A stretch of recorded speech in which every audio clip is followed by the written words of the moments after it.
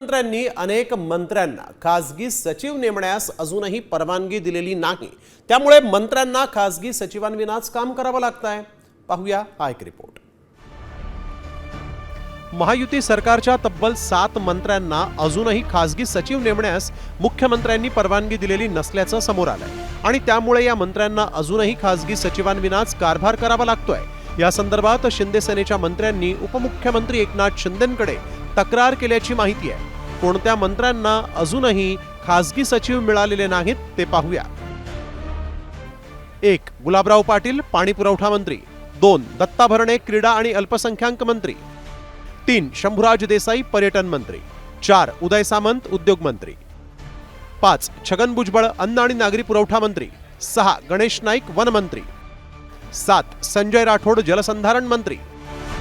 महायुती सरकार स्थापन होऊन तब्बल 6 महिने उलटले, मात्र तरीही या मंत्र्यांना खासगी सचिव मिळालेले नाहीत। त्यामुळेच महायुती सरकारमध्ये सारं काही आलबेल नाही अशीच जोरदार चर्चा राजकीय विश्वात रंगली आहे।